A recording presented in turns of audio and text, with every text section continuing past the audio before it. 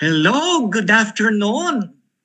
Happy 29 Autism Consciousness Week sa ating lahat ng tagapakinig ng Inklinasyon. Samahan kami sa hapong ito kasama si Doc Gina Manalaysay, yung ating co-host, ang ating sign language interpreter, si Teacher Aisel, ang ating mga captioner, si Ina, si JM, at ang buong pangkat ng inklinasyon. At sa hapong ito, meron tayong espesyal na panauhin dahil alam na natin, inaantay natin ito sa tuwing buwan ng Enero. At marami tayong pag-uusapan patungkol sa Autism Society Philippines at ang pag-celebrate natin ng 29 Autism Consciousness Week.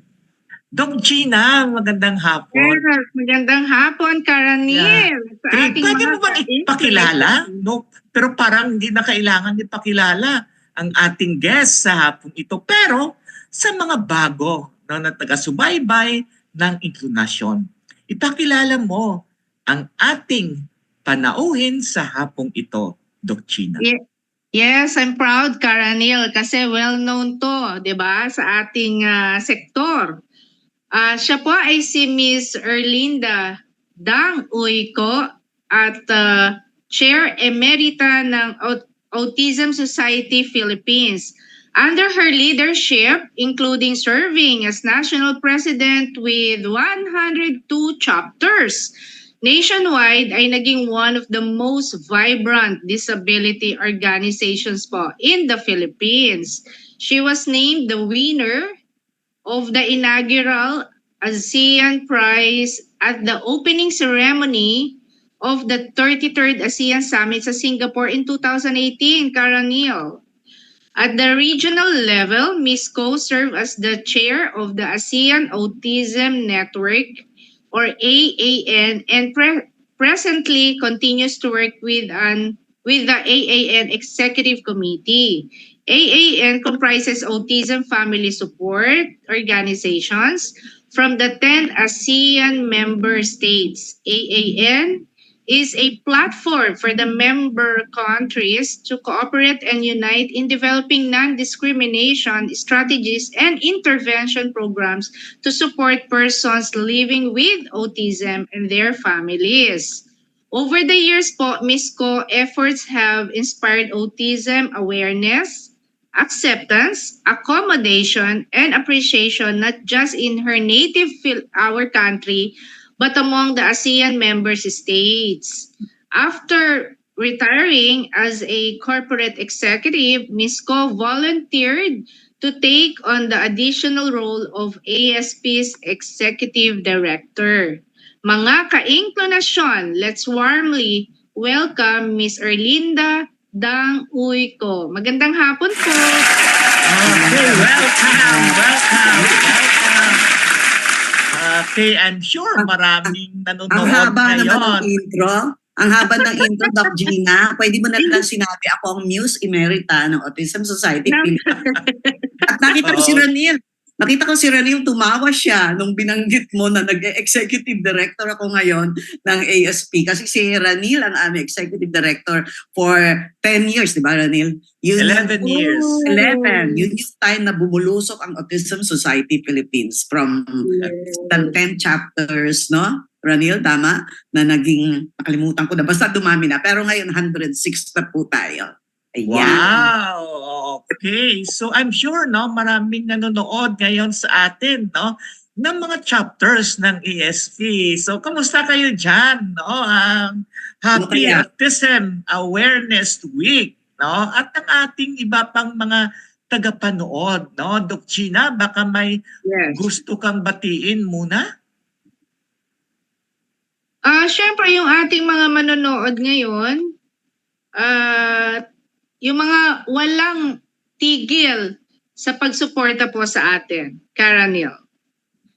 Okay, sige. Pero bago tayo magpatuloy, dapat, no, ito kasi yung panimula parati, no. Ang Autism Society Philippines ay may binibigkas na isang pangako, no. So tingnan natin, panoorin natin ang isang pangako para sa autismo. JM? Isang pangako para sa autismo. Isang pangako, ako ay nangangakong kikilos para mahito ang maling paggamit ng salitang autistic bilang kutya o pagtatawanan. Isusulong ko ang tunay na pagtanggap at paggalinga sa mga taong may kapansanan sa tulong ng may kapal. Okay, maraming salamat Norphil. Yan yung aming Norphil, recording, sa no, invitation. nung nasa Norphil pa ako kasi nanguna din tayo, no, para, no, sa isang pangako. Okay, Ma'am Dang, welcome again. So, ano-ano ba, no, ang gusto nating pag-usapan sa hapong ito? Ito ay batay, no, sa ating din pagtanong kung ano ba talaga ang gusto nilang malaman. Kasi, no, maraming pagkakataon na rin na ipaliwanag ito. Pero maganda din, no, na balikan natin. So una, okay, ano ba itong ASD or Autism Spectrum Disorder? Ano ba yung mga signs and symptoms nito? Okay. Raniel, sandali. Okay, nabaliktad ang aking cue card. Akala ko una mong tatanungin ang tungkol sa ASP. Okay, nag-prepare po kasi ako ng deck para hindi naman pulos mukha lamang namin ni Raniel at Doc Gina ang makikita nyo. O ayan, sige po. Mag-share po ako ha, pero hindi po ako magle-lecture. Okay? Para lang po may visual support ang ating pag-uusapan. Ayan. Yeah. Okay. Pero actually pwede rin, no, bago tayo pumunta dito, pwede rin natin, no, ipaliwanag sa ating mga taga-subaybay. Ano ba yung tinatawag na ASP? No? Ano ba? Paano ba itong kay nabuo noon? So, Rani, babalikan ko ulit. Babalikan ko ulit. Okay. Sige, sandali. Ano naman po ako masunurin po ako pag sinabi na Ranil, eto unahin mo, eto ang gawin mo, okay lang po, ha? O sige, so Ranil, kumanta ka lang saglit, pero okay, malapit na tayo. Okay, sige po, umpisahan ho natin para ipakilala sa inyo ang Autism Society Philippines. Okay, so ang Autism Society Philippines, kagaya po ng nasabi ko, okay, kita po nyo? Yes, yes. So, nag-umpisa po tayo 1987, kaya 35 years na tayo, Ranil. O, diba? Wow, 35 years, so it deserves a celebration. Yes, and ang nag-umpisa lang noon ay 11 founding mothers. So, eto yung nung panahon na yun, kukunti pa ang nakakaalam what is autism. Diba? Hindi kagaya ngayon because of our efforts, nating lahat. No?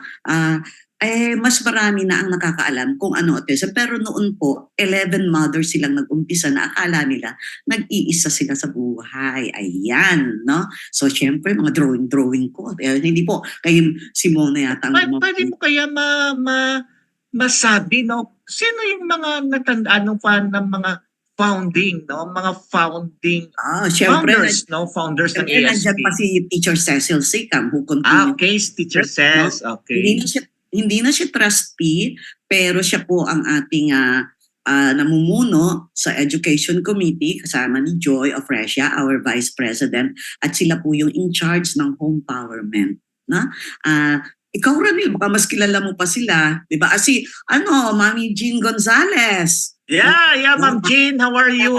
Opo. Yun ho kasing ibang founding members, hindi na sila active sa advocacy. Tama ba, Ranil? Sa aking pagkakaalam. No?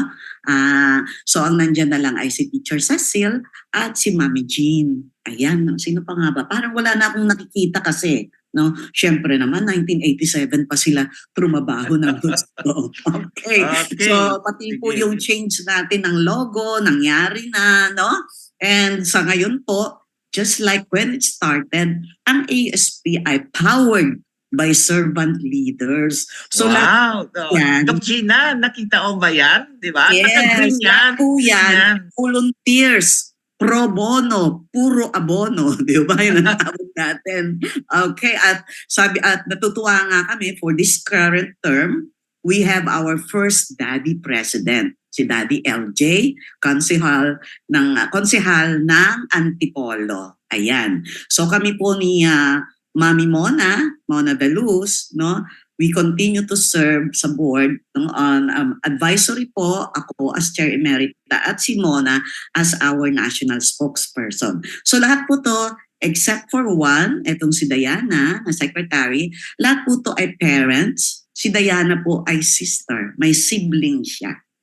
Ayun. Okay? O siyempre, nagyayabang lang naman po tayo no? ng mga awards. Lampasan na po natin yan. Baka sabihin po nyo, masyado tayong mayabang. And so, pwede nyo po itong i-refute, no? But Autism Society Philippines is considered as the leading autism advocacy group in the Philippines, no? From 11 founding mothers to 16,000 members. Hindi ko po nakarek, in 106 chapters nationwide. Kalahati po niyan, ipinagpapasalamat namin kay Ranil, or more than half of that. No? Pinagpapasalamat po namin kay Ranil na trinabaho yan during her term as our executive director. Yan. Kung wala po kayong tanong, pupunta po ako. Pero kailangan gawin nating kwentuhan lang to, ha? Ayan. So tinatanong kasi ako, ano ba ang vision ng Autism Society Philippines? We keep on saying, let's build an autism okay Philippines. So, because gusto po natin na mga Pinoy na nasa autism spectrum, sa makakayanan po ng kanilang potential, kasi mamaya ma-explain ko na sila ay nasa spectrum, no? Ay maging self-reliant, independent, productive, and socially accepted members of an autism okay Philippines. Isang society that accept, accommodate, and appreciate them. Kaya Ranil, di ba, isa sa ating panukala, yung National Autism Consciousness Week, papalitan na natin yung consciousness. Because Yes, awareness. Doc Gina, pinag-usapan niya namin na hindi na lang Yes. tayo manatili doon sa consciousness. Or Dapat may awareness. acceptance na. Yes, may acceptance, may reasonable accommodation, although wala silang physical disability na kailangan ng mga ramp or ano, pero meron pong reasonable accommodation na maaari natin mapag-usapan mamaya, and to appreciate what they can contribute to the society. Ayun. Uunahan ko kayo ng tanong. So, paano po natin ginagawa yon? So, ang Autism Society Philippines po ay naniniwala na ang kailangan natin ay institutional mechanisms. Hindi na po pwede yung pakipakiusap sa kumpare, sa kumare, sa kaibigan, di ba? Ang lalapitan natin ngayon ay head ng agency, head ng business organization, para po yung mga programa na gusto nating mangyari ay tuloy-tuloy na isasagawa. Kasi marami po in the past, mga parents, no, mga schools, mag-uumpis, halimbawa, isang maliit na negosyo, no? Pero hindi po siya masustain. So kailangan po natin ng partners from both private and public organization. Pwede po kayong mag-react bago ako pumunta sa kasunod. Ano ang ibig mong sabihin ng institutional mechanism para mas maintindihan to ng Okay. ating mga tagapakinig? Apo. So, kagaya po ng ating ongoing ASP Autism Works, which is for employment. Di ba? So, binibigyan po natin ng ng oportunidad ang mga taong nasa spectrum, you who are job ready, na magkaroon ng trabaho. Okay? Noong una po, ang ginagawa ay, uy, pare ko, ipasok mo naman yung anak ko. Sige na, kahit walang sweldo. Di ba ganon? So, in our case, ang ginawa po natin ay nilapitan natin ang mga malalaking companies na ready tumanggap ng people on the spectrum. Kinausap sila, ni-review ang hiring, di ba? Ni-review yung task na ipapagawa, tapos po, merong ongoing na monitoring ng performance at ng pati na po counseling.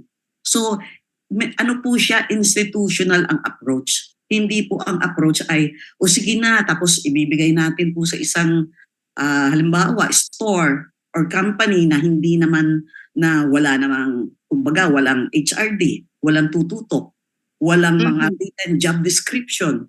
Wala pong makakagawa. Parang sinasabi, no, Doc Gina, na Yes.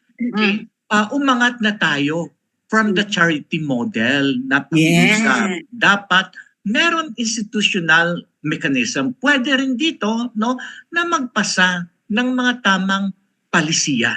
Kasama na po Pulisiya, yun. no? Kasama na Para ito. mas sustainable. So yun yung gusto talaga, no, ng ESP na mag-veer away na, no, sa charity model, at dapat gumawa ng mga institutional na mekanismo for sustainability. Hindi na pakita-usap, kundi nababase siya sa karapatan at kung Very ano good, ang Rani. nakasaad, no, sa batas.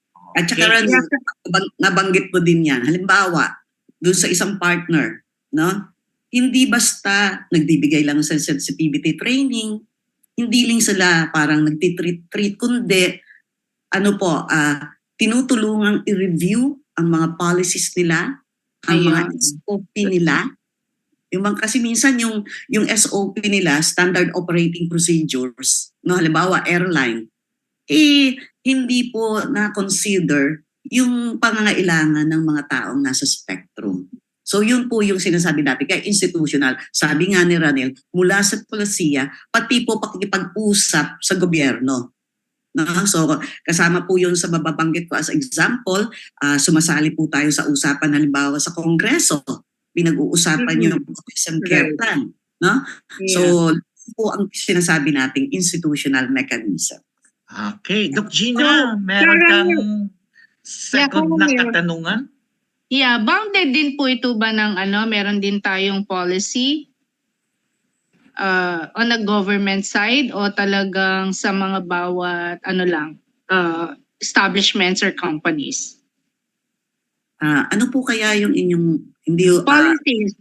Let's say kung meron tayong mga administrative order, ganon. Wala. Okay. Kayang-kaya pong sagutin ni Ranil yan mula sa Magna Carta hanggang Actually, no, ang ibig sabihin nito ni Doc Gina, no, Ma'am Dang, no, you are also working, no, na mag-formulate, tulungan, no, halimbawa ang mga LGU para magkaroon ng mga local ordinances that promotes the rights, inclusion, no, of people in the spectrum and also other persons with disabilities.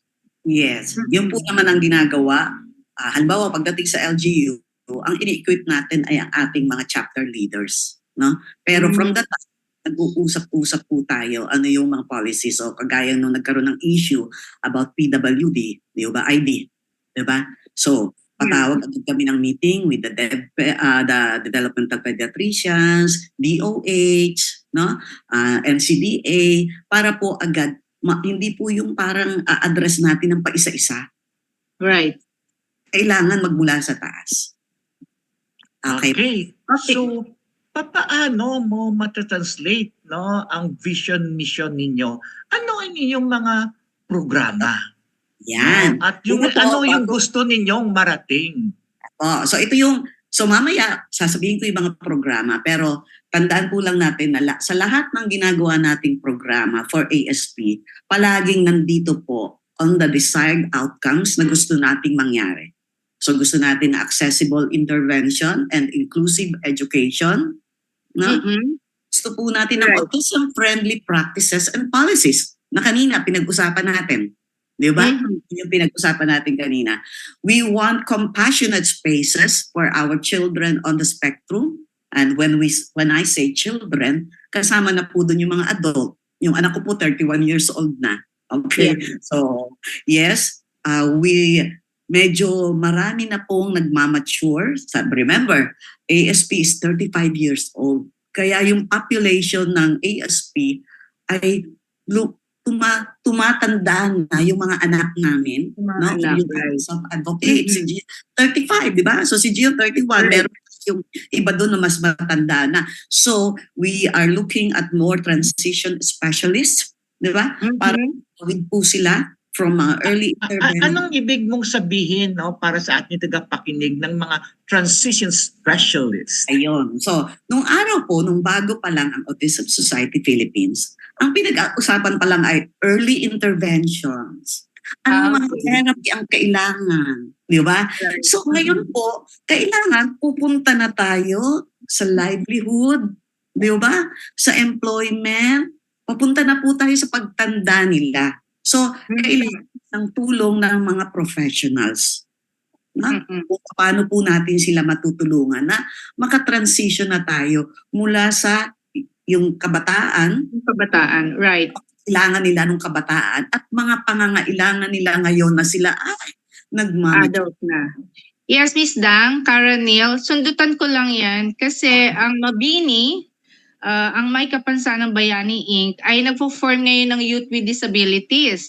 At isa dun po, 2 or 3 sa kanila na binuo natin kasi cross disability is may autism. Ngayon ho sabi niya sa mga Mabini board, gusto daw niyang magtayo ng isang organization na they are the one handling the organization. Ano po yung ano nyo doon, yung pananaw nyo tungkol dyan? Sila po ay 3 sa kanila ay may autismo.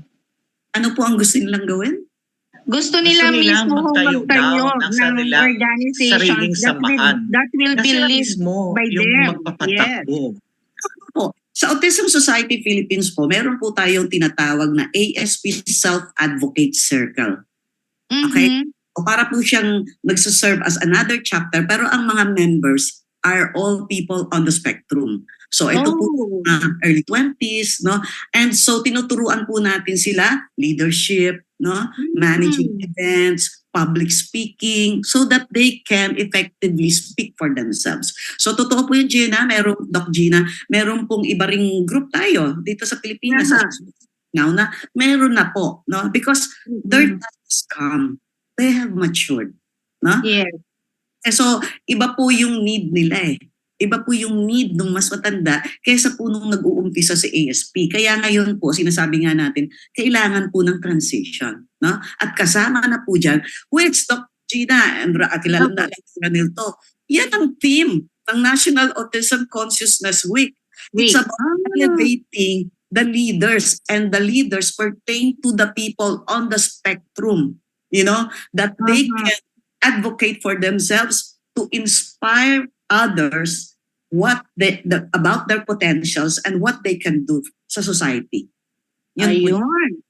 So Okay ba yung tayo, ibig Daniel? sabihin nito, no, ng mga transition specialists, they are professionals, no, Opo. that will help, no, person in the spectrum and families na tutulungan sila through transition, no, from education going to employment, Opo. going to job matching. Kasi sa ngayon, ito talaga yung pangangailangan natin. Alam nito ni Doc Gina, no? Kasi gusto na natin ang mga taong may kapansanan makapag-employ. Pero kulang tayo no, sa mga professionals that will support them in Kasi the Ranil, process of transition.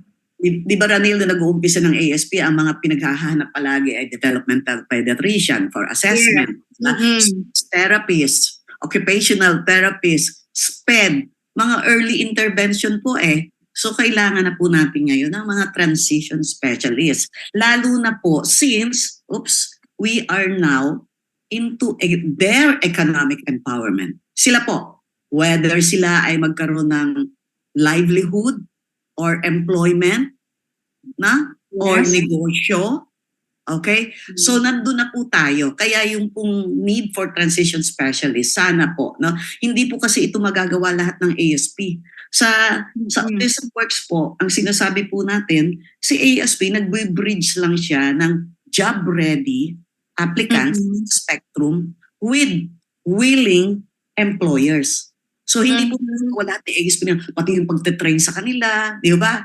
Yung mga kailangan po ready na. No? So tayo naman po ang magtatawid sa kanila pa sa pakipag-usap natin sa ating mga employers. Okay po? Karanil. Mm. Yes, Miss Dang, thank you. Balikan po natin yung yung tanong nyo kanina kay Miss Dang, yung ano ba yung autism spectrum disorder? Opo. Yung So, mga signs na and po tayo symptoms doon nito. bago tayo magpatuloy sa mga programs. Yeah. Diretso Yeah. Doc Gina, Oo. no? Siguro Doc Gina, maganda. Titingnan natin muna, no? Yung mga Ano ba program. yung mga programa at serbisyo Yeah. ng ASP, and then after that, no, we'll go no to the specifics no on autism spectrum disorder. Mandang? Yes Sige po. po. So, ito pong lagay na to ini-screen ko na lang kung ano ang aking ipipresent dahil medyo mahaba, no? Sabihin niyo lang sa akin pagpapaspasan ko yung iba. So, again po, yung desired outcomes, no? So, here are some of the things we do to achieve those, no? So, ito, paborito to ni Ranil. Now, we have the home empowerment, the ASP home empowerment, para po ito sa mga magulang, mga pamilya natin na hindi po kakayanin ang magbayad ng mga therapists para po sa early intervention ng kanilang mga anak. So ang ginagawa po natin, ang tinitrain po natin ay yung mga families para sila po ang magsagawa ng early intervention sa bahay. Ayun. No? Okay. So, okay na yun, Ranil, no? Yeah, Doc Gina, baka may mga katanungan ka kay Ma'am Dang, no, regarding sa kanilang program and services. Kasi Ma'am Dang, I think first time din to, no, ni Doc Gina na marinig ito. No? You're also educating the core group of inclination regarding your programs and services. Yes, and of course, our audience right now. Ano po? Okay, sige po.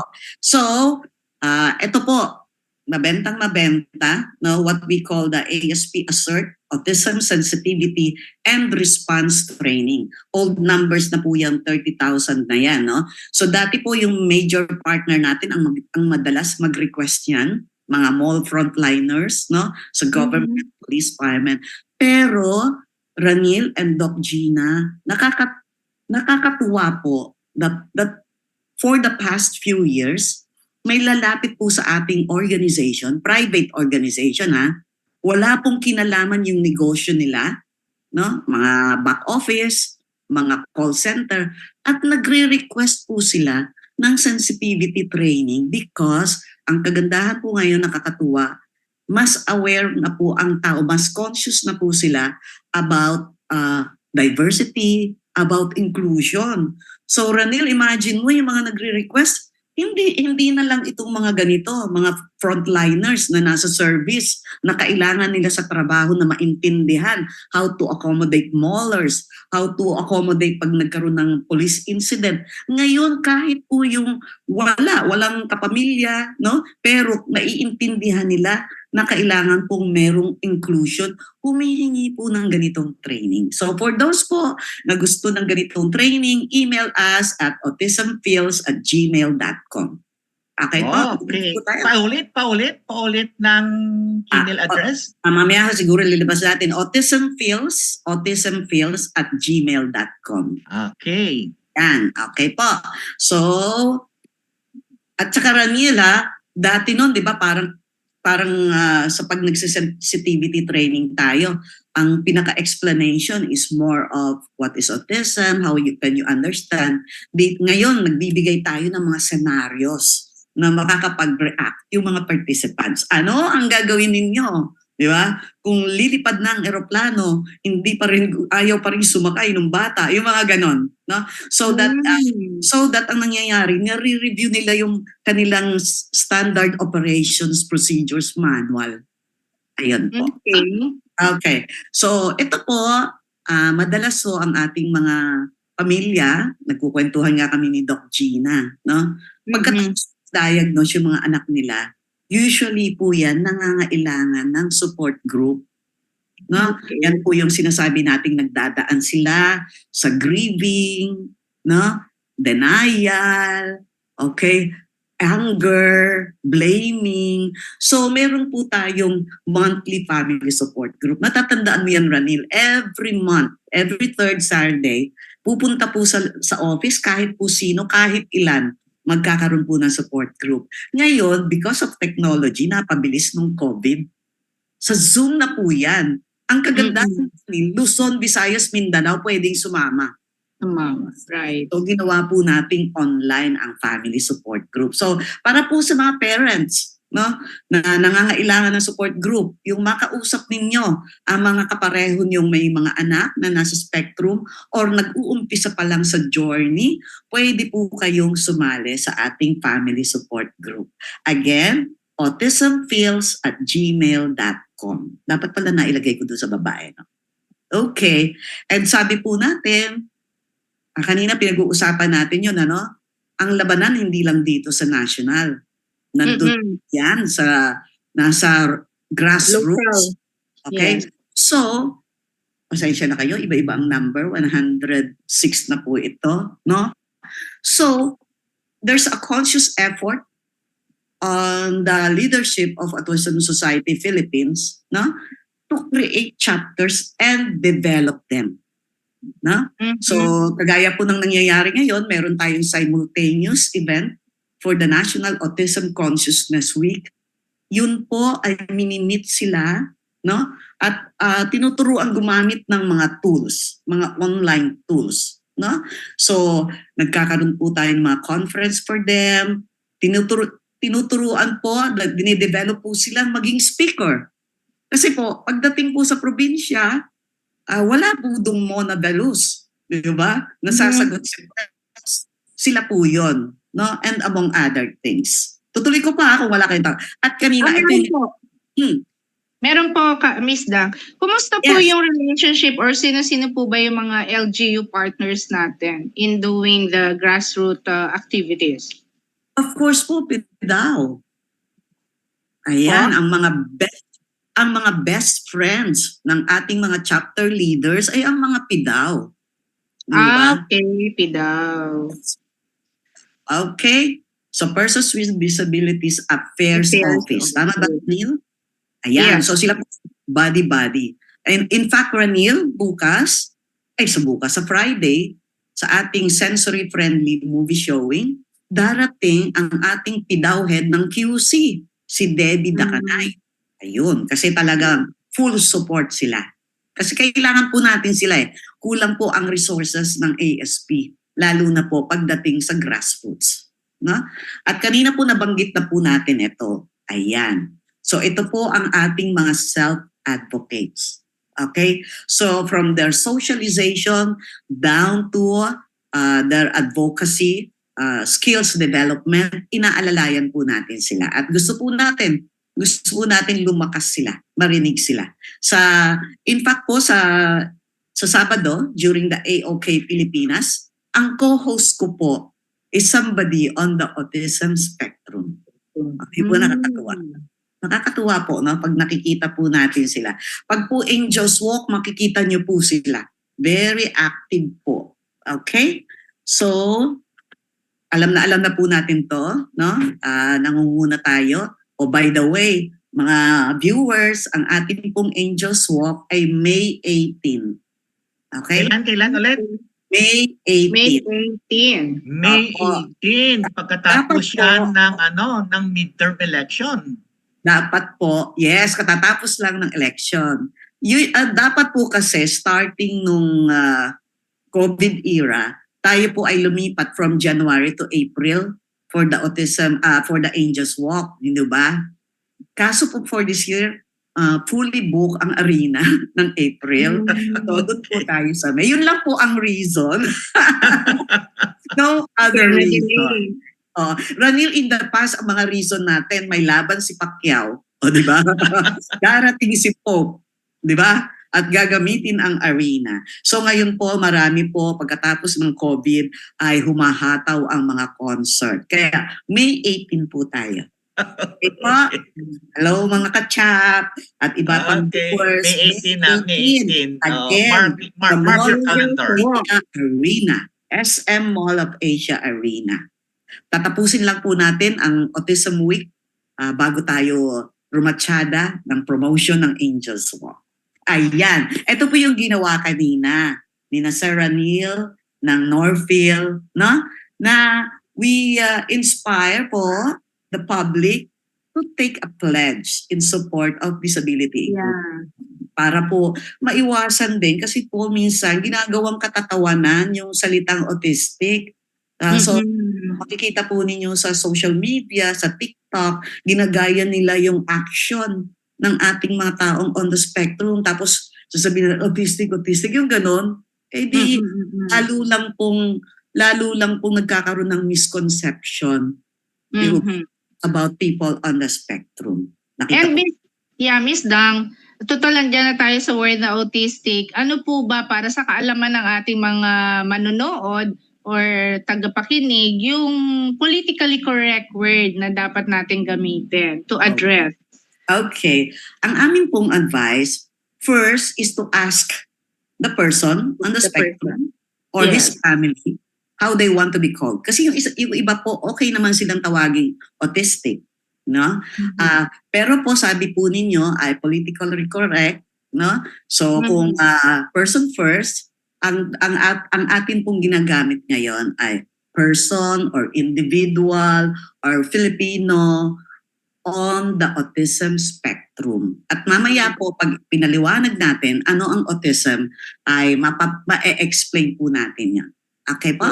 So yun po ang ating gamit ngayon. So maraming salamat. Nakita niyo po si Michelle D. Nangunguna sa isang pangako. Di ba? Kasing sexy ko. Di ba? Okay.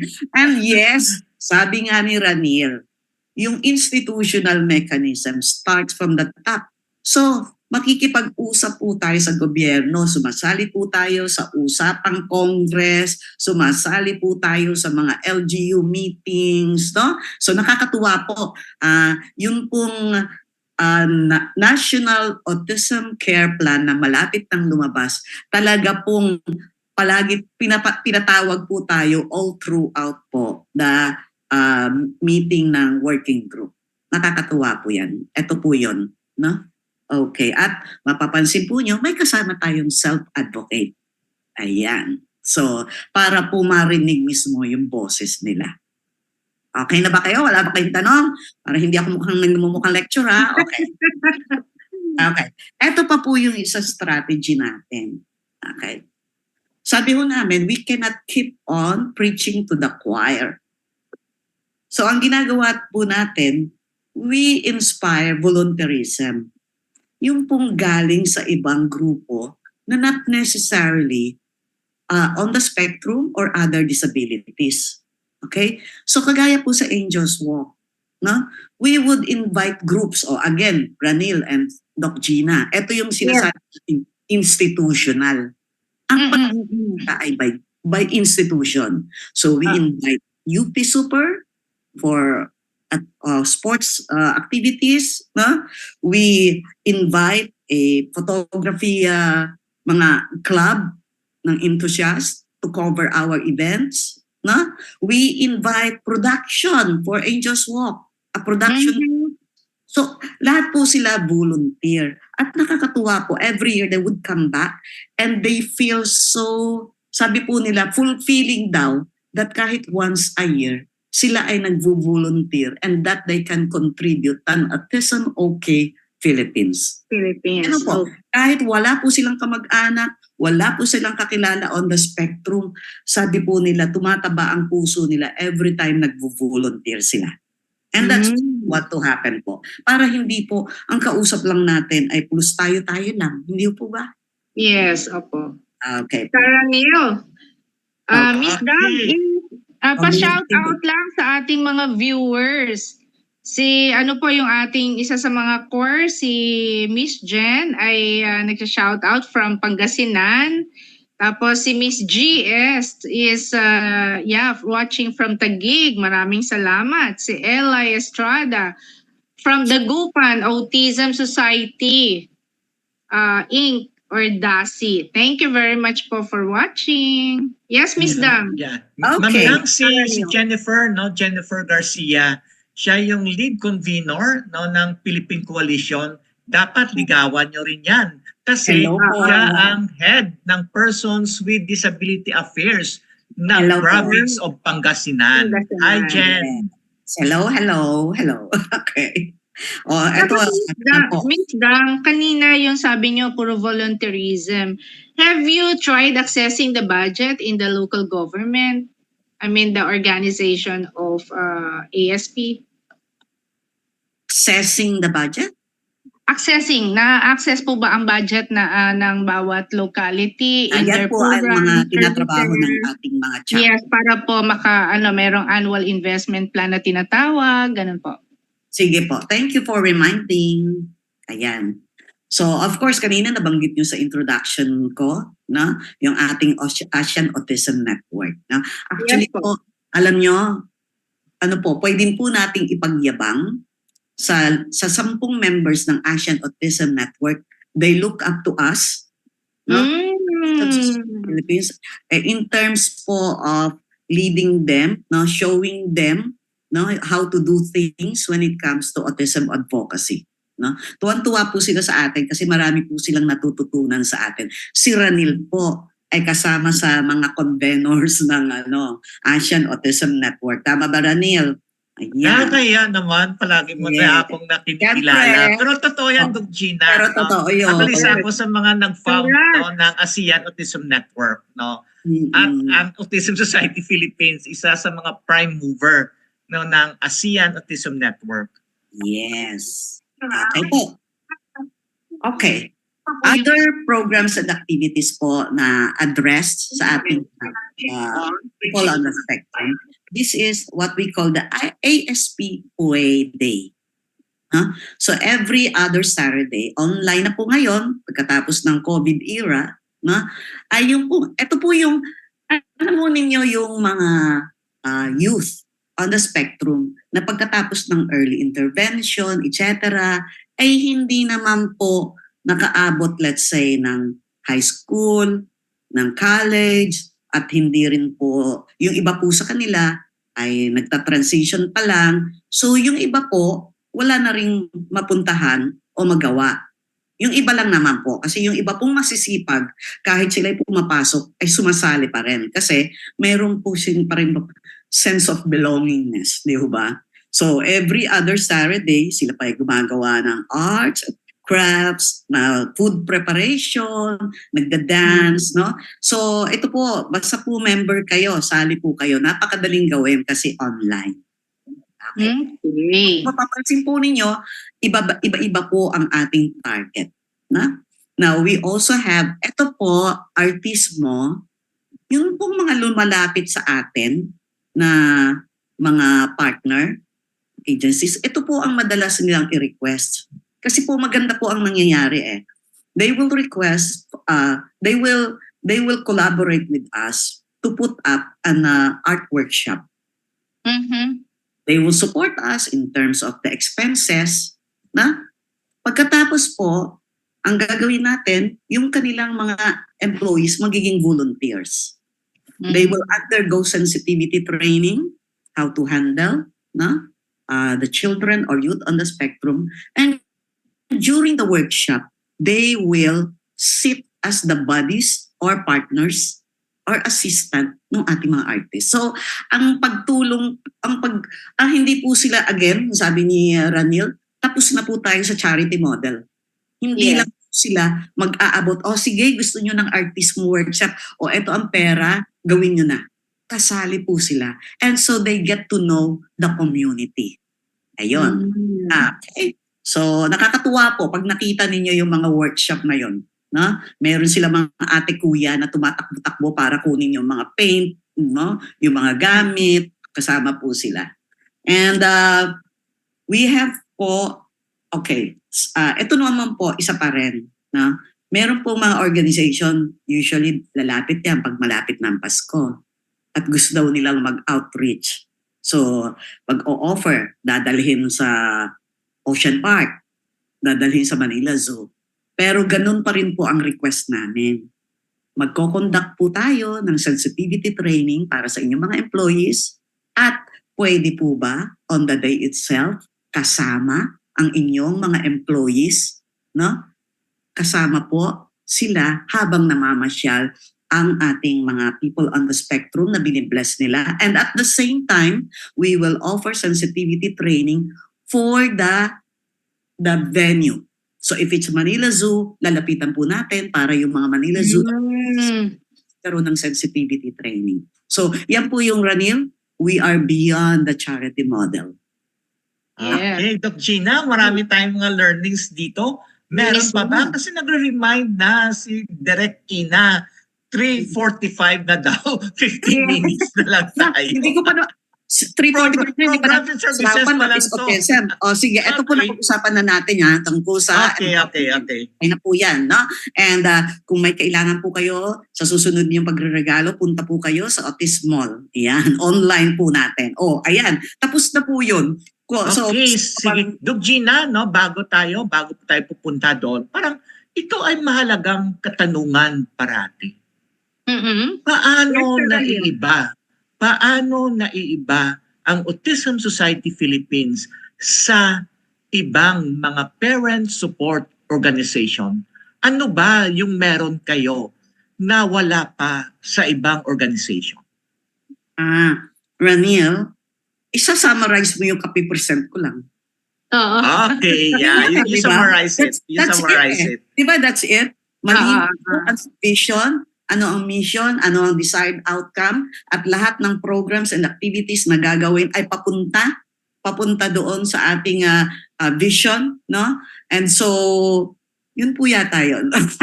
And maybe because we have been blessed also with people, no, with parents, no, from the National The Board dedicated. and to the chapter leaders, at saka po dun sa kukonting staff ng Autism Society Philippines, no? Apat lang, actually, 2 lang po talaga yung full-time, no? So, kumbaga po, pinagpala po tayo na the right people, no, ay nagkasama-sama, the right people with the right heart, nagkasama-sama at the right time, no?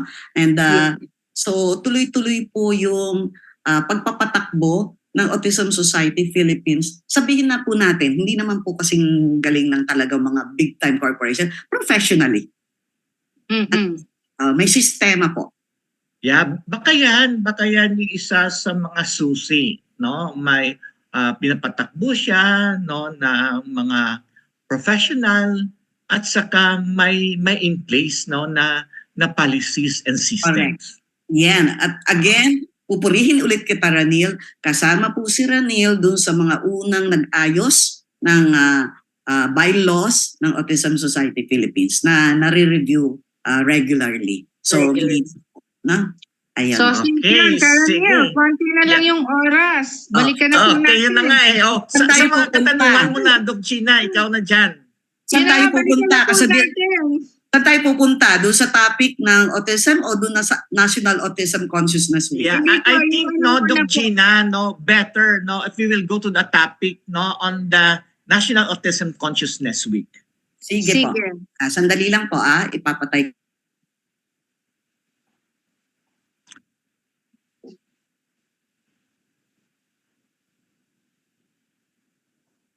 Naghang ba ako? Pwede po kayong mag-umpisa ng mag-plug-plug. Yeah. Sige po. Okay. Okay. Ready na ba? No? Yeah, ano ready ang na. tema, no? Ano ang tema ng ating 29 National Autism Yan. Consciousness Week? At ano Okay. yung mga iba't ibang aktibidades na abangan ng ating mga taga-subaybay? Ayan. So, ang 29th National Autism Consciousness Week, ang tema po natin ay base sa tema ng International Persons with Disabilities Day. So, it's about leaders. Leaders po, sila mismo, on the spectrum, no? Para po umangat at sumulong ang ating society with no one left behind. So, tayo po ay magsa-celebrate January 20 to 26. Okay po? Okay. Yes. So, mangyayari po actually kahit po January 20, ngayon pa lang sa Friday, meron na po tayo yung tinatawag nating sensory-friendly movie screenings na tinawag ng SM ng Lights Up, Sounds Down. So imaginein po ninyo, 10 SM cinemas from Luzon, Visayas, and Mindanao, no? Collaborating with 20 ASP chapters. Okay, so para saan po ba itong sensory-friendly movie screening? Ina-address po nito yung mga challenges ng ating mga taong nasa spectrum, lalo na yung mga bata, na maninibago ng husto pagpasok sa loob ng sinihan. No? Kasi madilim. Hindi lang madilim, yung lights na gagaling sa screen habang nagpapalabas yung sine, yung sound, lalo na kung may mga sound effect, no? So, pagkatapos po yung iba dyan, hindi pa mapakali sa usupuan, tatakbo-takbo, sisigaw-sigaw, tatawa ng malakas, no? Pero during a sensory-friendly movie screening, lahat po yun ay i-address. Bababawasan ng sound, mas maliwanag ang pagpapalabas ng movie, at hindi po sinisita ang mga takbo ng takbo. So, it is po inclusion po ito. Hindi lang po ito pang entertainment. At nakakatuwa po na marami po sa mga parents na attend. Puno na po tayo, kaya hindi na po ako magpo-promote kung nasaan sila. Dahil puno na po tayo, as we speak now, puno na po ang mga manonood. Nakakatuwa po, karamihan po sa kanila, first time lang nilang maipapasok ng sinihan ang kanilang mga anak. Kasi nga, nahihirapan pa sila lang i-manage. Siyempre, masasayang lang, di ba? Kung manonood sila ng sine, tapos papipilitan silang lumalas. So this time, this is an opportunity for them to enjoy a movie, no, as a family, and while we are also promoting inclusive space. Di ba kanina? Autism-friendly spaces. Pati po mga employees ng mall at ng cinema, magkakaroon po ng sensitivity training para dito. Okay? So, kanina po ginawa nyo na ang isang pangako. Ito po ay gagawin ng ating mga chapters with their different LGUs. No? Nilalapitan po talaga nila yan. Okay? And sa Monday po, ang ating virtual opening ceremonies. Si Michelle D po ay ang ASP Ambassadors of Goodwill ay kasamang magbibigay ng mensahe together with ASP President LJ Sumulong and the NCDA National Council on Disability Affairs Executive Director, si Miss Glenda. Yan. Meron po tayong Autism Works Empowerment Fair, no? On January 23, papalabas po namin mga detalye niyan para po sa mga gustong sumali. At ito po ay to be confirmed, we will have an ASP Athletics Basketball Clinic with the Meralco Bolts. Yabang natin, ano po? Meralco Bolts ang magbibigay. So ito po, I think si JM din ay, si Direk ay meron din pong summary ng iba't ibang activities. So punta lang po kayo dito. Ito po yung kunan nyo na po ng picture para mapuntahan ninyo ang game plan para po sa lahat ng mga activities natin at ngayon po ay 8 minutes to go. Doc Gina, may katanungan ka pa. Ay, yung sa yung kanina yung sa friendly screening. Sensory-friendly movie. Sensory, yes. Ano pa lang to, first time natin gagawin dito sa Pilipinas. And then, paano yung continuity nito? Hindi po. Noong 2009 po, inumpisahan na yan ng SM. Okay. So, meron pong isang nanay na vlogger na nagkwento ng experience nila at ang kanilang wish na sana makapanood sila ng sine kasama yung anak nila on the spectrum. And 5 months after she wrote that, nilapitan po natin ng SM Cares, nagkaroon na po tayo. So, ngayon po, ang plan, ito po ang first time na nationwide. No? Wow! Opo, kasi dati po noon, parang dalawa lang QC tsaka Davao, kung hindi ako nagkakamali. No? So, ito po ay nationwide at base po sa ating magiging evaluation after Friday. Titingnan po natin kung makikipag-usap po tayo sa SM Cares kung paano po ito pwedeng maging regular. Regular, ayun. Yes po. Balikan na po sana natin yung meron ka na pa bang itatanong din, Karanil? Or I'm giving you the pleasure to ask Madam. Yung para 6 minutes, paigsiin na lang natin. Paano po ba ang pagkakaroon ng isang autismo o ano po yung autism spectrum? Talaga pong gusto ko nyo pa bang i-discuss ko yan for the remaining? Okay lang po, para lang po sa ating mga viewers. Sige po. Mabilisan din po. Okay. Sorry po, sandali. Kasi po ako po, I am a very visual person.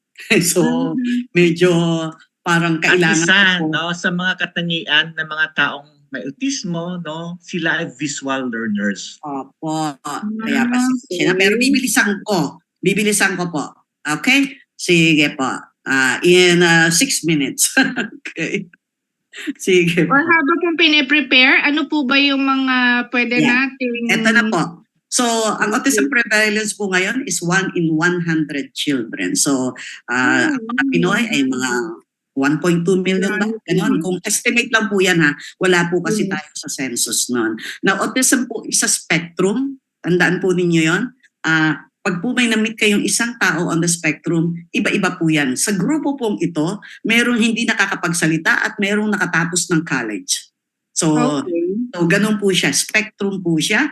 It is neurological. Hindi po siya psychological. Hindi po siya mental health. Okay? Although they can be comorbidities.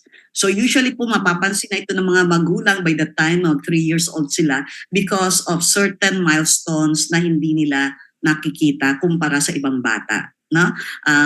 Meron pong dalawang diet ng impairments at ito po, dito po mapapansin yung social, meron pong kakaiba sa social interaction nila. Yung iba hindi nakikipaglaro or walang eye contact, no? And communication. Yung iba po nagsasalita pero makikita po ninyo na echolalic. Uulitin lang ko ano yung sasabihin, no? Or hindi nakapag-carry ng totoong conversation. While some can have hyper-focused interest, walang ginawa, kundi mag-puzzle, or paulit-ulit na patterns of behavior, yung paikot-ikot, gumagalaw, nag-flick ng finger. Okay? So kagaya po ng sabi ko, pwede po siya mag-coexist with other comorbidities, but just to emphasize, autism po is not a mental health issue. Okay? So it is a neurodevelopment. Neurological. They just think differently, but let us also emphasize, hindi po lahat sa kanila ay Dr. Temple Grandin, may PhD, or si famous attorney Wu. Di ba? Yung ating K-drama. Hindi po. Pero, meron po silang unique strengths and difficulties. No? So, meron po sa kanilang iba na may special talent. At para po sa mga magulang na nakikinig, wala po tayong ginawa, no, kung bakit sila ay ipinanganak na may autism. It is not a child's condition. Ibig pong sabihin, ang mga bata pong pinanganak na may autism, hanggang pagkalaki ay may autism. Okay. So, hindi po siya sakit, yung po yung nire-request, no, na maintindihan. Hindi po siya sakit, hindi po nakakahawa. Kung meron po ang anak ninyong classmate na on the spectrum, huwag po kayong matakot. Hindi po ito nakakahawa, pero sa ngayon po, wala pa pong gamot. But with support, like people, like po ang ating mga families ng Autism Society Philippines, they may overcome difficulties with acceptance, accommodation, and appreciation. Tapusin ko na po doon. 2 minutes na lang kayo. Yeah. Okay. Doc Gina, meron pa ba? Wala naman na. So yung huling pananalita na lang at saka yung mga pointers na pwede pong ibigay ni Miss Dang sa ating mga manonood na merong mga anak o may mga kapatid na may autismo. Sige, ano ang iyong pinakaminsahe, no, bilang ina, no, ng isang individual na nasa spectrum? Ako po bilang ina ni Gio, who is now 31 years old, ay kagaya rin po ng mga magulang na nagdaan, no, sa grief, di ba? Yung talagang iniiyakan ko siya gabi-gabi. But sa aking pong journey with Gio, na-realize ko po na through him, marami po akong naging blessing at necessarily po, baka yung iba dyan, pag sinabing blessing, ay yayaman ka dahil nagkaroon ka ng anak na may autism. Hindi po. Ang blessing po ay through yung aking pong mga natutunan because of Gio, ang mga taong na-meet ko, kagaya ni Ranil, because of Gio, no? At ang mga bagay-bagay na katulong ang ating mga partner sa Autism Society Philippines ay nagawa natin No? So, para po sa mga magulang na kadadiagnose pa lang, okay lang po umiyak kayo, pero umanap na po kayo, kumuha po kayo ng formal assessment from our developmental pediatricians, no? At gumawa na po ng action kung ano ang pangangailangan ng bata. Okay lang po, parang kagaya ko habang ginagawa ko po yan, tumutulo ang luha ko, pero tuloy-tuloy lang po ang ating pag-action. At sa mga magulang po na pwede na pong makisama, pwede po ba ninyo kaming samahan sa Autism Society Philippines para lalo po nating mapalaganap ang pagtanggap, no? Pag-accommodate sa kanila at pag-appreciate sa kanila para po tayo ay magkaroon ng isang Autism OK Philippines. Philippines. Okay. Galing. Okay. JM, yung ating mga patalastas, pagpapasalamat natin, no, sa ating mga sponsors, yung ating mga benefactors.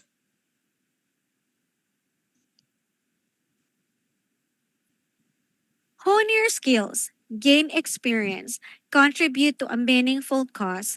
Incarnation is accepting interns and OJTs for our Facebook Live program dedicated to promoting the rights of persons with disability. Apply now and let's make a positive impact together. Send your application to incarnation@gmail.com.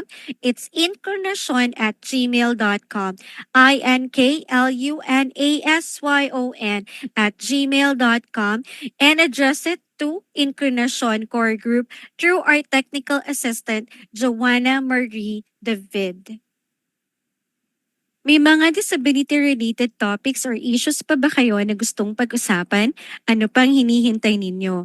Makipag-ugnayan na sa Incarnation. Dahil sa Incarnation, laging may inklusyon. Ipadala ang inyong reaksyon, komento, rekomendasyon, or suhesyon sa aming email address incarnation@gmail.com incarnation@gmail.com incarnation@gmail.com and address it to our Incarnation Core Group through our Technical Director, Ina Figueroa.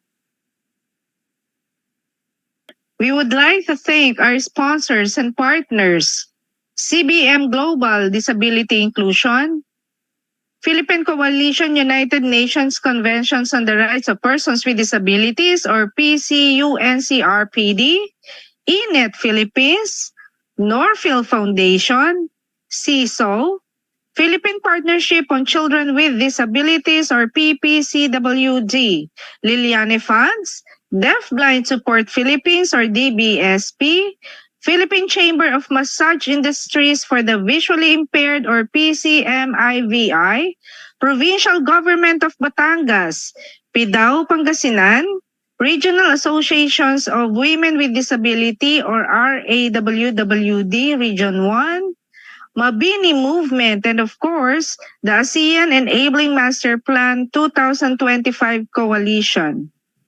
Thank you.